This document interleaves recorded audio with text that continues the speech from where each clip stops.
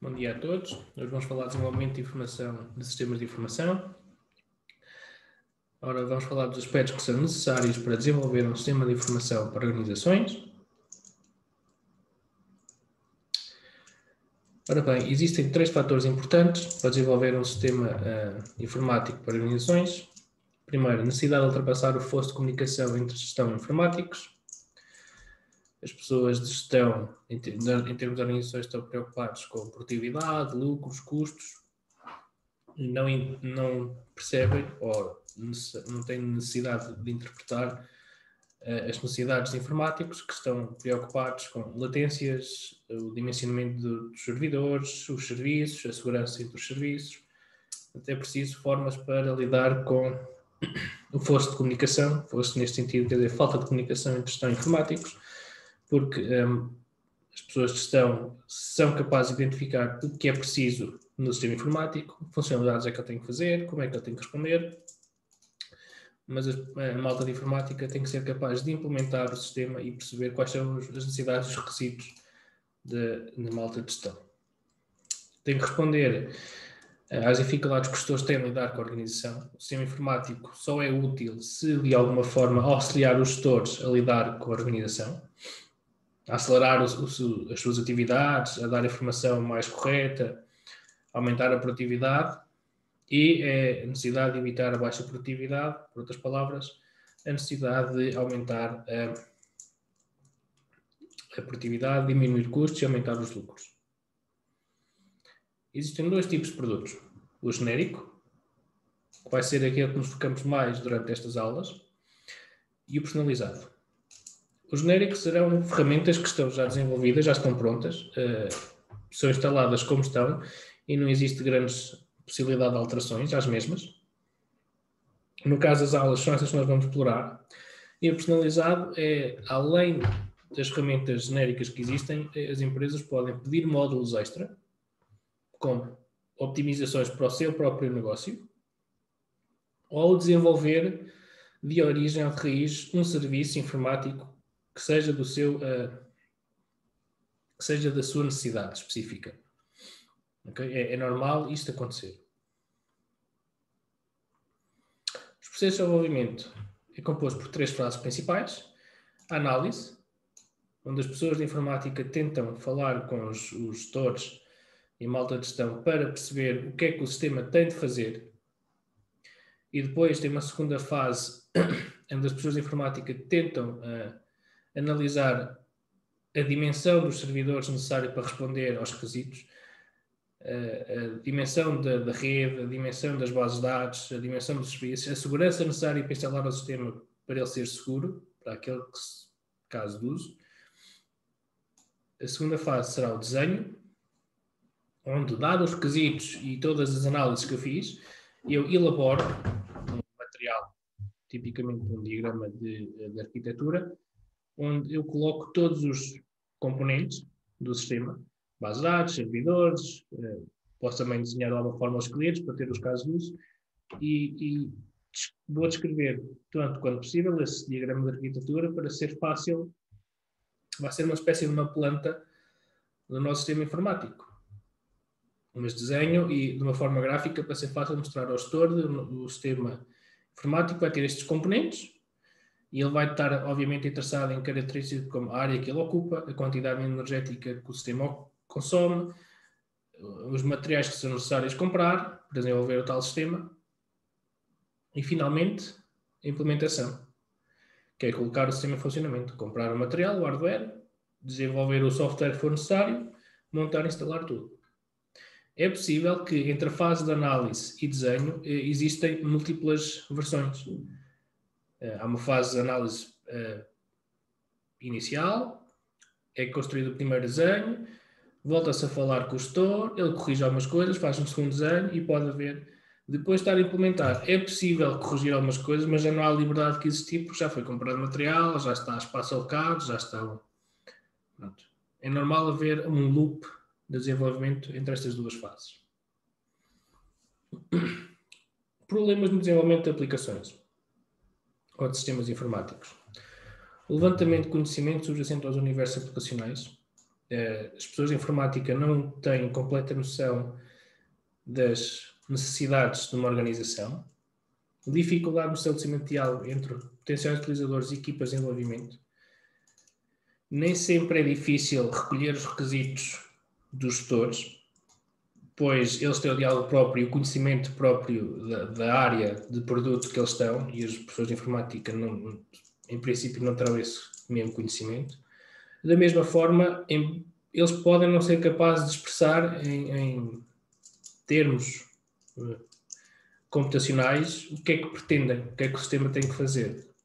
Há aqui um fosso de comunicação, como foi dito nos primeiros slides, que limitam um bocadinho o processo de levantar requisitos. Por isso é que estas fases devem ser repetidas algumas vezes para garantir que o desenho corresponde ao que o gestor precisa. Porque é muito normal que nas primeiras fases de análise o informático ainda não tenha completa noção do que é que o sistema tem que fazer. Ele vai ajustando e corrigindo o seu desenho à medida que recebe feedback do gestor. A necessidade de adoção de ferramentas computacionais ao longo da vida dos sistemas informáticos. O que é que isto quer dizer? Quer dizer que os sistemas informáticos não são estanques, não são eternos. O hardware vai tendo degradação natural com a passagem do tempo. Além disso, fica mais lento, ou por outro lado, as necessidades das empresas são cada vez maiores e o hardware não é capaz de dar resposta. Além da degradação natural, existe uma degradação devido à dimensão do negócio. Portanto, um sistema informático não é uma compra só, é um investimento que tem que ser reavaliado todos os anos. A rápida variação de requisitos durante a fase de desenvolvimento. Enquanto eu estou a desenvolver o meu sistema, antes da implementação, mas na fase de desenvolvimento, uma subfase que existe aqui no meio destas duas, é normal que apareçam mais requisitos e a dificuldade de prever o desempenho das soluções obtidas. Embora existem muitas técnicas, muitas heurísticas para estimar o desempenho do sistema, não é fácil ter os valores concretos e reais. Isto leva-nos a modelos e abstrações. O modelo é uma abstração da realidade, ou seja, uma simplificação da mesma, omite aspectos não essenciais. Isto é mais importante da definição, e a abstração é uma ferramenta essencial para lidar com a complexidade. Em que é que isto se resume e para que é que isto serve? O modelo é uma forma de pensarmos no mundo de uma forma simplificada. Isto é bastante útil quando estamos a criar sistemas informáticos, e não só, mas quando estamos a criar um sistema, porque vamos reduzir o caso complexo de gerir uma empresa a um conjunto de ferramentas, ou um conjunto de pressupostos mais reduzido, mais simples de lidar, e não vamos estar a preocupar com todos os pequenos detalhes. Dando o exemplo de uma frota de caminhões, eu, sendo informático, estou interessado em fazer um sistema para gerir a frota de caminhões. Eu quero remover do meu pensamento tudo o que é mecânico. Eu não estou interessado na parte mecânica dos caminhões, eu não quero saber quantas rodas têm, parafusos, que tipo de óleo leva. Isso não vai ajudar a desenvolver o meu sistema informático. Eu preciso saber quantos caminhões saem por dia, quando é que eles andam mais ou menos, para ter uma dimensão da base de dados, se eles têm manutenção ou não. Agora, que peças são usadas na manutenção, não interessa. Eu tenho que abstrair, por isso é que se chama modelo de abstrações, tenho que omitir esses aspectos que não são essenciais para mim. Obviamente serão essenciais para a garagem, para os mecânicos, eles têm que estar preocupados com isso. Por outro lado, a malta da garagem e os mecânicos não deverão estar interessados com o tamanho da base de dados. Será uma responsabilidade minha. Eu tenho que abstrair essa informação auxiliar que não vai de alguma forma ajudar o meu sistema.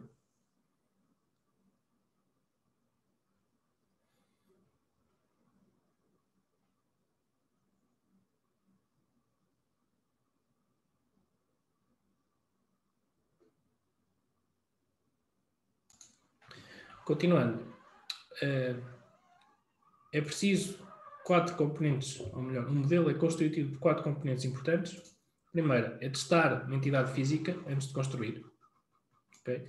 Uma vantagem ótima do modelo é que podemos testar uma entidade física antes de a construir. O que quer dizer é que eu posso, de alguma forma, dizer que a frota de caminhões tem mais ou menos este movimento. Portanto, vai gerar esta quantidade de tráfego. E agora posso ver se, antes de construir uma base de dados e antes de pôr o sistema a funcionar, se a base de dados suporta aquela quantidade de tráfego. Okay? Simplifica-me o tempo nesse aspecto. Ajuda a comunicar com os clientes, porque se eu fizer um modelo, ou seja, um modelo pode ser depois representado graficamente com poucos objetos, porque se é mais simples, eu posso mostrar ao cliente, dizer, o meu sistema informático vai ser estes 4 ou 5 componentes ligados desta forma. Ele não sendo informático, não tem que estar preocupado com os detalhes, eu não preciso saber tanto detalhes sobre a base de dados, sobre os índices, sobre como é que ela é construída, nem sobre os servidores, nem os sistemas de segurança. Eu faço-lhe umas caixinhas a explicar isto é um sistema seguro, que liga aqui com uma ligação segura à base de dados, e é fácil de comunicar com ele. E ele também identifica rapidamente, porque ele, como já vai conseguir perceber o modelo, ele vai identificar rapidamente se aquilo responde às necessidades dele ou não. Visualizar os vossos feitos, como eu disse, os modelos, por serem nas simplificações da realidade, são muito mais fáceis de representar graficamente que a realidade. Isto não vamos desenhar um caminhão como ele é, podemos fazer uma caixinha que representa o caminhão e ele, a atravessar o portão, por exemplo, atuam os sensores e os sensores fazem chegar a informação à base de dados que anota que o caminhão chegou às X horas. Okay? Em vez de desenhar isto com a precisão de um artista plástico, eu posso só fazer umas caixinhas que representam o fluxo de comunicação e é muito mais fácil para os clientes perceberem o que o sistema faz, como faz e se responde às necessidades deles. Agora, não estamos a discutir aspectos nem como a cor, nem a altura que o sensor está. Não, isso vem depois, quando se implementar. E reduzir a complexidade de um problema que é complexo. Okay? Gestir uma frota de caminhões é tão complexo como gerir o sistema, como gerir a frota, mas as pessoas que gerem a frota não nos vão estar a explicar em detalhe como é que o negócio deles é e que rotas é que tomam para diminuir custos. Nem nós, da área de informática, vamos estar interessados a explicar-lhe como é que se optimiza uma base de dados, como é que se optimiza código, porque eles também não querem saber, eles só querem que o programa funcione rápido para o caso de uso deles. Depois vamos aqui exportar a sessão e voltamos todos para continuar, ok?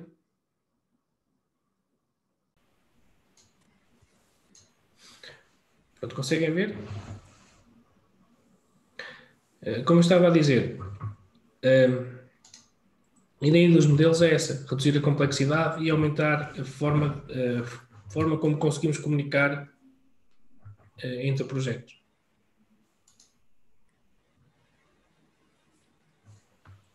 Mas para criar uma abstração com sucesso é preciso ter a capacidade de selecionar os aspectos relevantes do que estivermos a modelar. Ok? Por exemplo, se estivermos a falar podemos pensar num carro. Um carro é um sistema bastante complexo, tem bastantes partes e peças que trabalham em conjunto.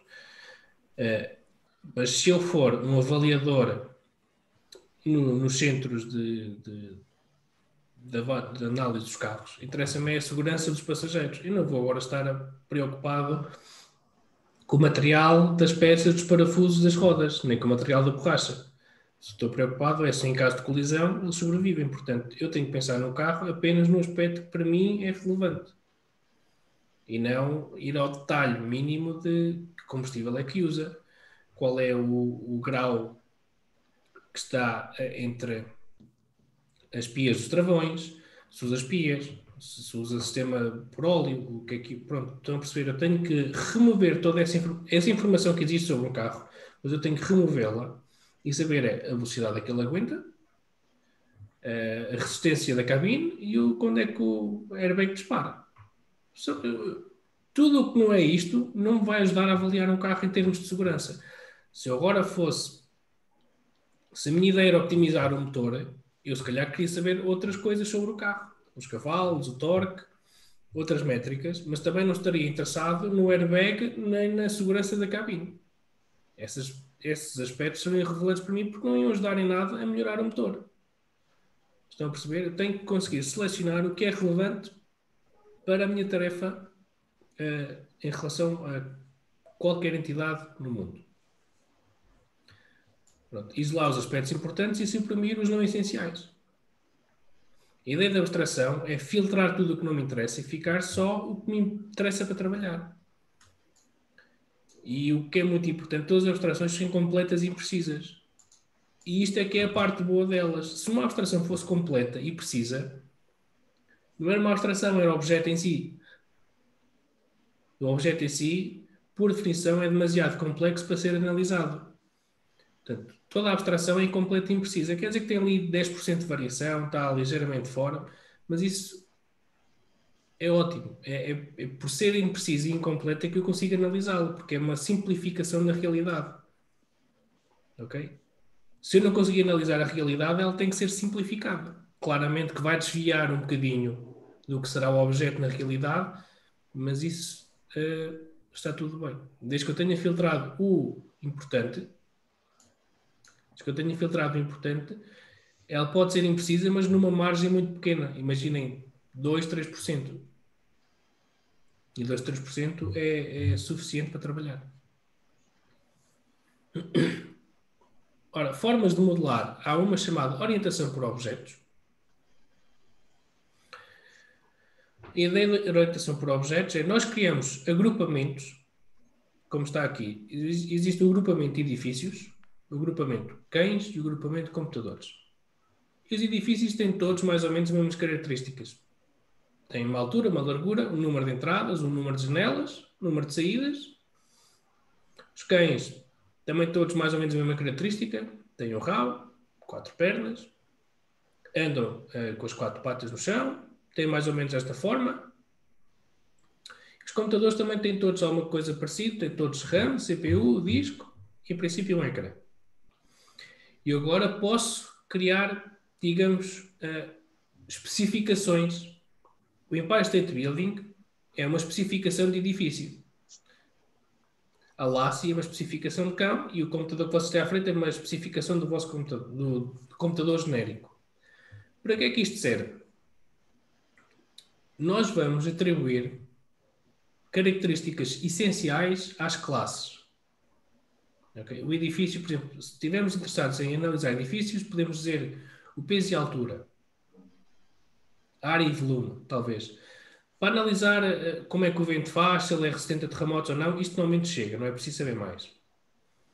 E depois pode dizer, o Empire State Building é um edifício com estas características. Neste caso vai ter altura, volume, peso, mais nada. Ou seja, eu, por definir esta classe, eu retirei tudo o que não interessa do Empire State Building. O Empire State Building, há de ter uma história, há de ter um arquiteto, há de ter o número de janelas, há de ter o material dos parafusos. Não interessa, eu defini como edifício, só tem 3 características. A Lassie também apareceu na televisão, tem um conjunto de características como um cão, cor de pelo, não interessa. Eu defini que cão tem 4 patas e pouco mais, a Lassie integra-se ali. Tudo o resto que explica a Lassie é retirado para ser mais fácil de analisar. O vosso computador tem uma marca, um modelo, um ano de fabrico, tem os vossos programas, não me interessa. Eu, para avaliar o vosso computador, quero saber o nome do CPU e a quantidade de RAM. Estão a perceber? Digamos, isto é a realidade com todos os detalhes que existem, mas eles são generalizados numa classe mais genérica. É uma forma de agrupar tudo o que existe e nós analisamos as classes, porque as classes são representações mais simples que eu posso analisar com facilidade. Outra grande vantagem é que este modelo é muito usado em programação. Portanto, se eu fizer modelos baseados em orientação por objetos, é relativamente simples converter o modelo que nós discutimos em papel para código e bases de dados. Digamos que há uma tradução de quase 1 para 1 entre a orientação por objetos e o que se faz em código. Okay? É muito simples depois de implementar isto. Muito simples dentro do que é possível em computação.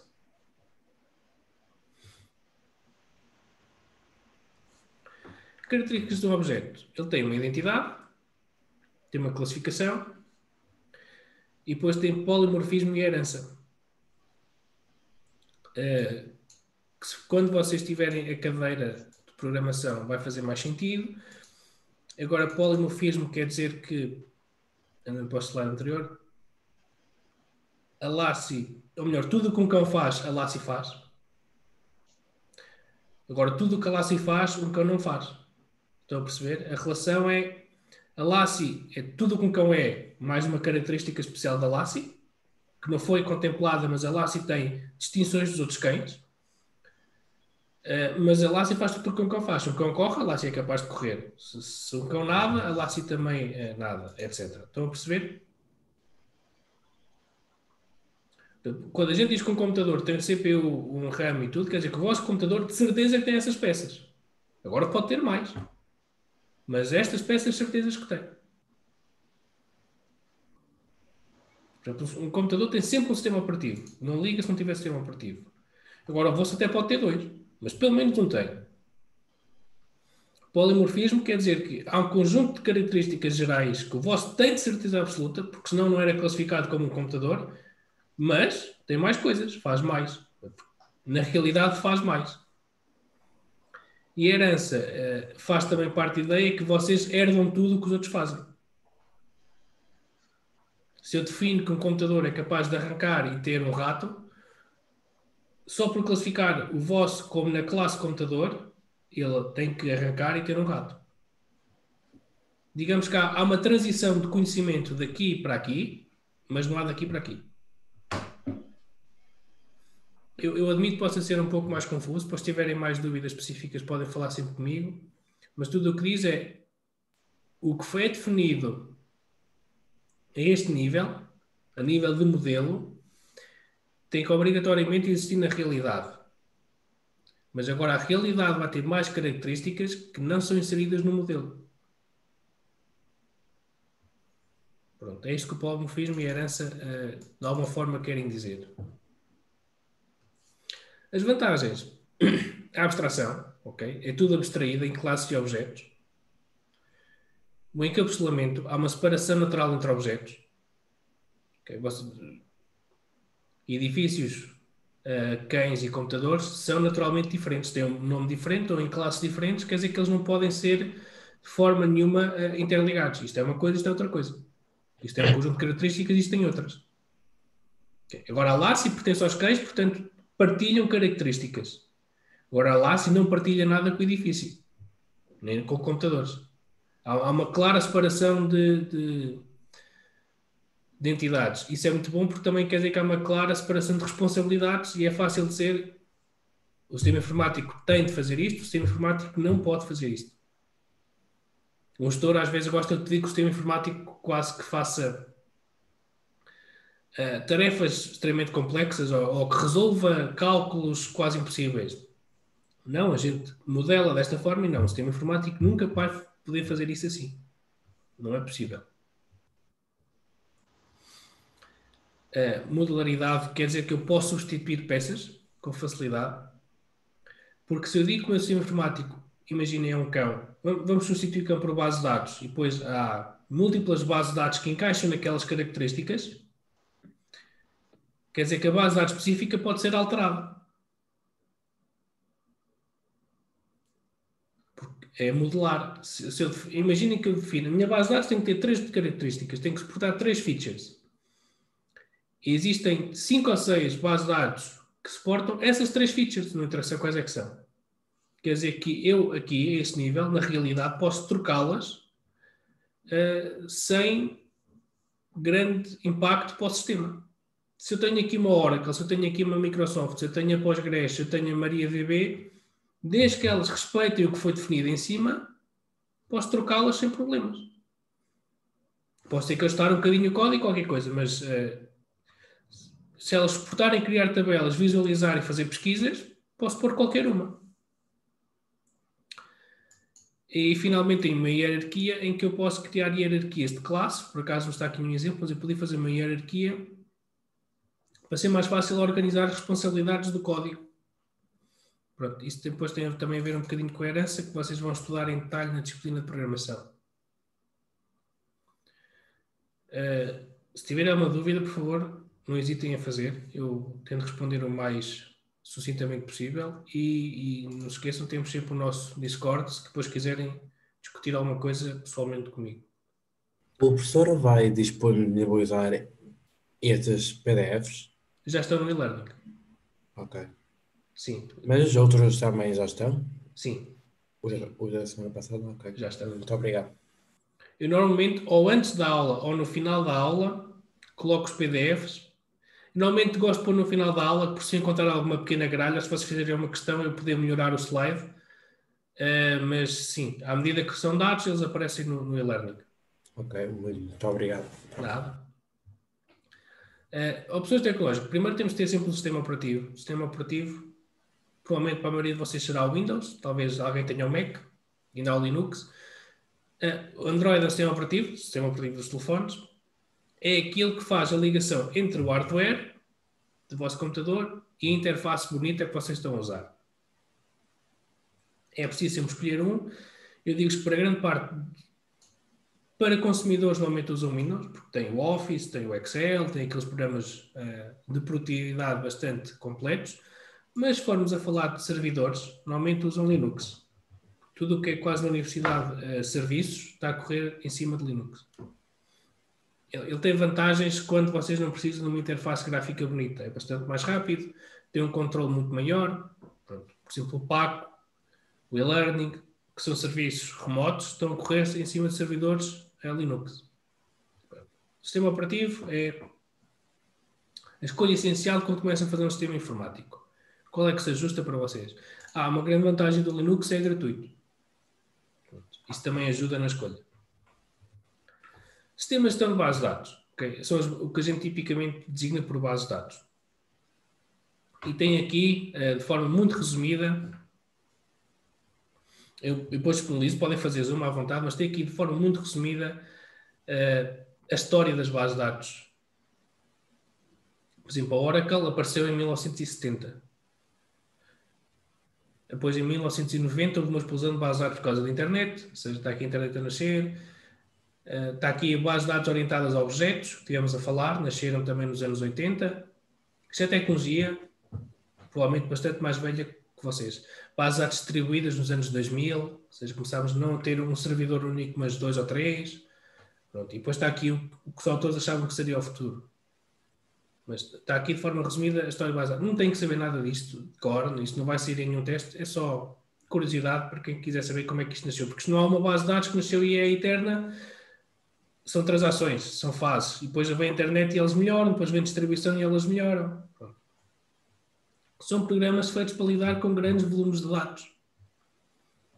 Okay. Organizam a informação ou em tabelas, ou em grafos, ou noutras estruturas de dados mais exóticas, como as árvores binárias. Não interessa tanto a estrutura interna, mas organiza a informação numa estrutura interna que facilita o acesso à mesma. Depois temos o Enterprise Resource Planning, um ERP, vai ser uma das ferramentas que vamos explorar.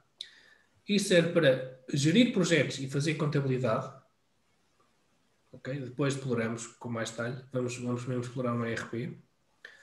Temos um CRM, que é o Customer Relationship Management. Esta é uma ferramenta dedicada para lidar com clientes. É o Customer Relationship. E dá para fazer campanhas de marketing, entre outras coisas. Normalmente há aqui à volta as capacidades de cada ferramenta. Eu estou a evidenciar estas pessoas ferramentas que nós vamos explorar nas aulas. Por esta ordem. Há um ERP, um CRM. Podemos usar data mining para fazer business intelligence. Eu depois vou falar disto um bocadinho no fim. E é o meu último slide. Okay. Portanto, vamos fazer uma pausa. São quase 10. Às 10h20 voltamos. E vamos fazer exploração de gestão de documentos. Pronto. Há uma questão para trás, há uma coisa que queiram explicada com detalhe. Se depois quiserem rever os slides em casa com tempo, podem rever, eles vão estar no e-learning e podem falar comigo por mail, Discord, o que vocês bem entenderem. Okay? Os vídeos vão estar online durante a semana, porque eu tenho que recodificá-los e a minha experiência com recodificação de vídeo ainda não é a melhor. e demora algum tempo ao computador para recodificar isto tudo. Mas pronto, eu disponibilizo isto tudo e, como já vos tinha dito, isto é tudo baseado no livro recomendado da bibliografia, que está nos primeiros slides a negrito. Se quiserem também ter mais alguma informação do que foi dada aqui, podem consultar. Há uma questão? Pronto, se não houver questões, então daqui a 20 minutinhos voltamos a ligar-nos todos a este link para continuar a aula. Ok, até já. Até já. É.